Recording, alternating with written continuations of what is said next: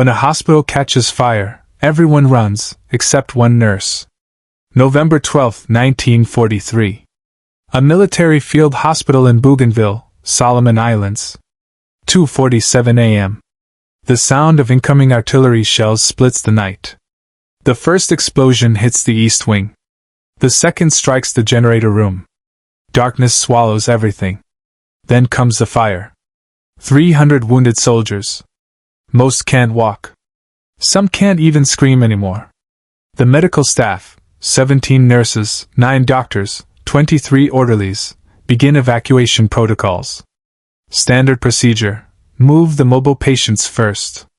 Leave the critical cases for second wave. But there won't be a second wave. The ammunition depot is 300 yards away, and it's already burning. Everyone knows what happens next. 26-year-old Lieutenant Mary Edwards stands in Ward C, watching her colleagues run toward the exits with patients who can move. She looks at the 43 men in her section. 31 of them can't be moved without killing them. Spinal injuries.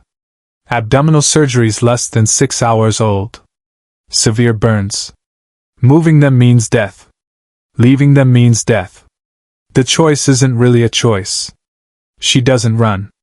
Instead, she walks to the supply closet, pulls out every wet blanket she can find, and starts doing something no one has ever done before. Something that will be documented in military medical journals for the next 80 years. Something her commanding officer will later call the most insane act of brilliance I've ever witnessed. But before we understand what she did, we need to understand why everyone said it was impossible. If stories like this fascinate you, subscribe, because the most unbelievable part of this one is still ahead. 6 months earlier, Mary Edwards wasn't supposed to be in the Pacific Theater at all. She was supposed to be teaching anatomy at a nursing school in Pennsylvania. She had been offered a position with decent pay, weekends off, and no one shooting at her. Safe. Predictable. Boring. She turned it down. Her brother had been killed at Guadalcanal 3 months prior. Her father had served in the First War. Her mother had been a Red Cross volunteer during the Spanish flu pandemic. Service wasn't something her family talked about. It was something they did. So she enlisted. Passed her officer training with the highest scores in her class. Specialized in emergency triage and burn treatment. Got assigned to the 23rd Field Hospital Unit, supporting marine operations in the Solomon Islands. The posting was brutal. They were 50 miles from the front line, close enough to hear artillery fire every night, far enough that command didn't prioritize their supplies. Morphine ran out weekly. Antibiotics were rationed like gold. The operating theater was a tent with a diesel generator that failed in the rain. And the patients kept coming.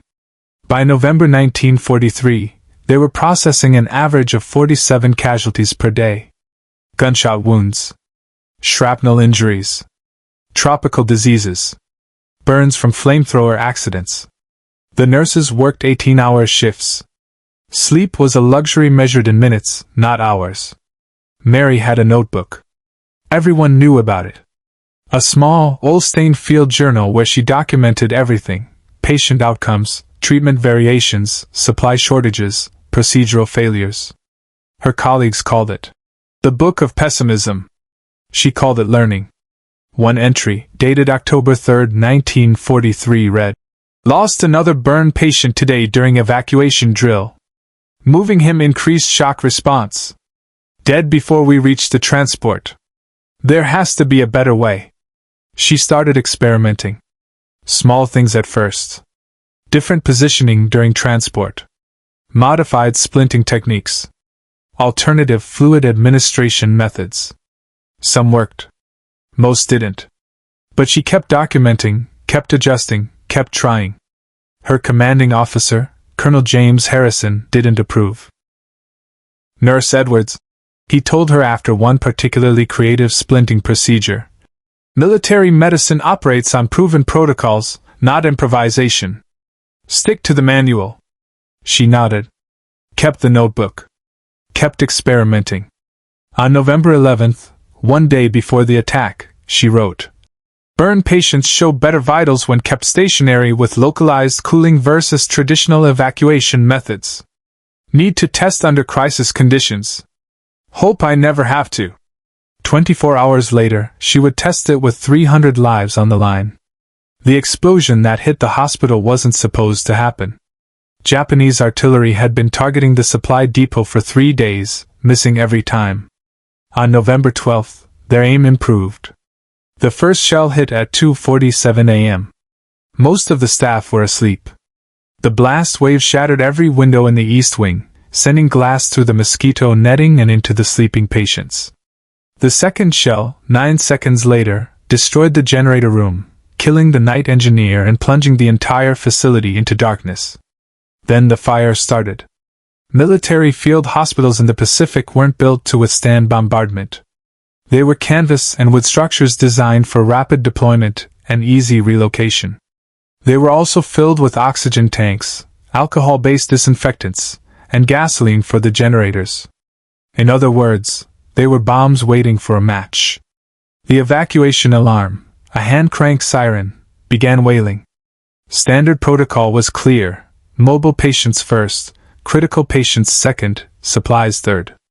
But the ammunition depot was already on fire, and everyone knew what that meant. They had maybe 12 minutes before the entire area became an inferno. The head nurse, Captain Sarah Mitchell, started barking orders. Mobile patients to the southern perimeter. Orderlies, grab the stretchers. Doctors, prepare for field triage outside. Mary was assigned to Ward C, the burn and spinal injury unit. The worst cases. The ones who couldn't be moved quickly. The ones who would die if you tried. She arrived to chaos. Smoke was already seeping through the canvas walls. The fire from the generator room was spreading toward the medical supplies. 2 orderlies were attempting to carry a soldier with a fresh spinal surgery. He was screaming. His vitals were crashing. Stop! Mary grabbed the stretcher. Put him back. You'll kill him. We have orders. I said stop. They hesitated. In that hesitation, she made a decision that would define the rest of her career. She looked at the 43 men in Ward C, looked at the fire spreading through the facility, looked at her oil-stained notebook, still in her pocket. And she decided to do something no military nurse had ever attempted. She dismissed the orderlies. Told them to help with the mobile evacuations. They thought she was abandoning her patients. They thought she had cracked under pressure. They thought she was going to die with them. They were wrong. Mary ran to the supply closet and started pulling out every wet blanket, every tarp, every piece of flame-retardant material she could find. Then she did something that made no sense to anyone watching. Instead of moving the patients toward the exits, she started building barriers around them. She soaked blankets in the water barrels, emergency reserves meant for drinking. Draped them over the beds. Created makeshift fire breaks between the patients and the spreading flames. Used metal bed frames to construct scaffolding that would keep the wet fabric elevated above the wounded soldiers. Then she started the cooling protocol. She had documented it in her notebook weeks ago, a theory based on observations from a dozen burn patients. Keep the core temperature stable. Reduce inflammatory response. Minimize shock. Don't move them unless absolutely necessary. She placed wet compresses on foreheads, necks, and wrists. Adjusted 4 drips to maximize fluid retention. Positioned patients to optimize breathing without requiring movement. Every action was documented. Every technique was deliberate. But here's what made it insane: she wasn't evacuating. She was staying. As the fire spread through the hospital, consuming the eastern wards and moving toward the center sections, Mary Edwards turned Ward C into a fortress. She used overturned surgical tables as heat shields. Positioned oxygen tanks to create pressure differentials that would slow the smoke. Even redirected a broken water pipe to create a makeshift sprinkler system over her section. Her colleagues, seeing what she was doing through the smoke, thought she had lost her mind. Captain Mitchell actually ran back into the burning structure to order her out. Edwards! What the hell are you doing? Saving them. You can't save them without moving them. I can't save them by moving them. Check patient 47's vitals, spinal surgery 4 hours ago. Check patient 52, third-degree burns on 60% of his body. You move them, they die. I documented it. It's in the... An explosion cut her off. The pharmacy tent, 50 yards away, had caught fire. The blast wave knocked both women to the ground. Mitchell looked at Mary. Looked at the 43 soldiers, still alive, protected behind their makeshift barriers. Looked at the inferno spreading through the rest of the facility. How long can you hold? As long as I have to. Mitchell nodded. Ran back toward the main evacuation. Didn't order Mary to leave. Didn't report her insubordination. Just left her there, alone with 43 dying men and a plan that violated every protocol in military medicine. Mary Edwards was now the only medical personnel in a burning building with 43 patients who couldn't be moved. The temperature was rising. The smoke was thickening. The ammunition depot was still burning, which meant secondary explosions were inevitable. She had no backup plan. No rescue team. No guarantee she would survive the next 10 minutes. What she did have was her notebook, her training, and an absolute refusal to let those men die. She started with the immediate threats. Smoke inhalation was killing more soldiers and fires than the flames themselves. She repositioned each patient's head to optimize airflow, using rolled blankets to elevate airways. She created ventilation channels using overturned metal equipment, directing cleaner air from the broken windows toward the patients. Then she addressed the heat. The wet blanket barriers were working, but they were drying out fast. She established a rotation system: soak, position, monitor, replace. Every 8 minutes. Like clockwork. The broken water pipe became her lifeline, a constant source of cooling that she redirected using torn canvas and metal surgical trays. The fire was spreading in a predictable pattern, consuming the eastern sections first, then moving west toward Ward C. Mary didn't wait for it. She created a secondary fire break using overturned beds and surgical tables, positioned 15 feet from her primary defense line. If the first barrier failed, she'd have seconds to fall back. But there was another problem. The patients were going into shock. The stress, the smoke, the fear, it was killing them as surely as the fire. Mary moved between beds, checking pulses, adjusting for drips, speaking calmly to men who were convinced they were about to die. You're going to be fine, she told a private from Ohio, 19 years old, burns covering his arms. The fire isn't getting through. Trust me. How do you know? Because I've done the math. And math doesn't lie. She hadn't done any math. She was making it up as she went. But confidence is contagious, and right now, these men needed confidence more than morphine. What happened next would be studied in medical schools for decades. Mary Edwards spent the next 47 minutes fighting a fire with nothing but wet blankets and physics. Every time the flames advanced, she repositioned her barriers. Every time the smoke thickened, she adjusted patient positioning to optimize airflow.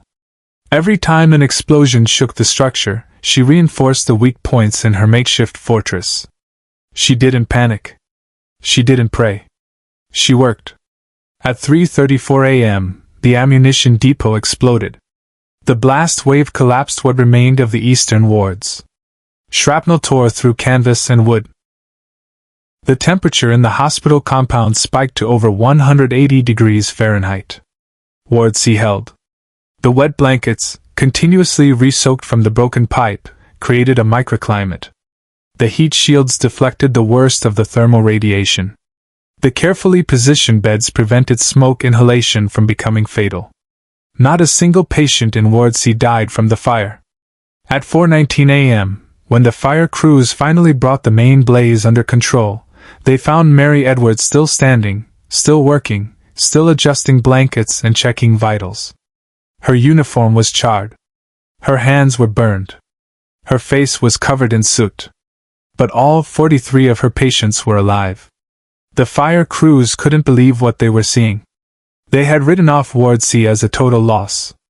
They had assumed anyone left inside was dead. Instead, they found a functioning medical ward in the middle of a disaster zone. One firefighter, a sergeant from Brooklyn, later testified, "I've seen a lot of crazy things in this war. But I've never seen anyone turn a burning building into a fortress." She wasn't just surviving, she was treating patients, taking vitals, adjusting IVs. Like it was a normal Tuesday. The battalion commander, arriving at dawn to assess the damage, walked through the remains of the hospital. 15 dead in other wards, patients who couldn't survive evacuation or who were trapped in collapsed sections. 47 injured during the evacuation itself. Then he reached Ward C. He found a section of the hospital that shouldn't have survived. Found patients who should have been dead. Found a nurse who should have followed orders. Instead, he found something else, proof that sometimes the manual is wrong. Colonel Harrison, Mary's commanding officer, arrived 2 hours later. He reviewed the casualty reports. Examined Ward C. Read Mary's notebook, which she handed him without comment. He was silent for a long time. Then he said, "Lieutenant Edwards, you violated direct evacuation protocols, refused lawful orders from a superior officer, and engaged in experimental medical procedures without authorization." She stood at attention. Waited for the court-martial. "You also saved 43 lives that every other protocol would have killed. Your methods will be documented and distributed to every field hospital in the Pacific Theater within 2 weeks. Congratulations, Lieutenant. You just rewrote the manual." But the story doesn't end there. Because Mary Edwards' crazy idea changed war medicine forever. Within 3 months, her stationary crisis protocol was being taught at every military medical training facility. The concept was simple. In certain scenarios, especially with burn and spinal patients, creating a defensive position around immobile patients yields better survival rates than emergency evacuation. Her documentation, that oil-stained notebook, was typed up, edited, and distributed as Technical Manual 8-231, Alternative Crisis Management Protocols for Non-Mobile Patients. It was 73 pages long. Mary wrote 68 of them. The protocol was used in the European theater during the final push into Germany. It was used in Korea, Vietnam, Iraq, Afghanistan. Every modern combat medic learns a version of it during advanced training. The specific techniques evolved. Fireproof fabrics replaced wet blankets, modern climate control replaced broken pipes. But the core principle remained: sometimes the best way to save a life is to stand your ground. Mary Edwards' methods were so effective that the Navy adopted them for shipboard medical emergencies. The Air Force incorporated them into crash rescue protocols. By 1950, her defensive medicine approach had become standard doctrine across all branches of the U.S. military. But perhaps the most remarkable legacy came in 1967, when a field hospital in Vietnam came under mortar attack. A young nurse named Patricia Huang, who had studied Mary's protocols during her training, used the same wet blanket barrier technique to save 32 patients during a fire that consumed most of her facility. When reporters asked her where she learned the method, she said, "From a woman I never met, who did something impossible 24 years before I was born." Mary Edwards survived the war. Returned to Pennsylvania. Never took that teaching position. Instead, she joined the newly formed Army Nurse Corps and spent 32 years training combat medics. She retired as a colonel in 1975. She gave one interview, in 1989, for a military history documentary. The interviewer asked her what she was thinking during those 47 minutes in the burning hospital. "I wasn't thinking," she said. "I was working. Thinking is what you do before the crisis. During the crisis, you execute. I had documented the protocols. I had tested the theories. When the moment came, I just did what the data said would work. But you were alone. You could have died. I was a nurse. They were my patients. There was never a choice." She died in 2003, at the age of 86. Her funeral was attended by 19 of the soldiers she saved that night. The youngest was 74. The oldest was 82. All of them walked in under their own power. Her notebook, the original, old Stainfield journal, is displayed at the Army Medical Department Museum in San Antonio, Texas. Open to the page dated November 12, 1943. The entry, written in pencil at 5:30 a.m., reads, "Protocol successful. All patients stable. Will need to revise fluid administration ratios for extended heat exposure. Note, wet blankets lose effectiveness after approximately 8 minutes. Rotation cycle critical. Also, broken water pipes can be more valuable than functioning ones if properly redirected." Below that, in different handwriting, Colonel Harrison's, is a single line. Approved for immediate implementation. J.H. Sometimes, history isn't written by generals, but by the people who refuse to accept impossible. Share this story, because forgotten ideas deserve to live forever. And if you want to hear more about the unsung heroes who changed warfare with nothing but courage and a notebook, subscribe. Because the most incredible stories from World War II aren't the ones everyone knows, they're the ones almost no one remembers. Until now.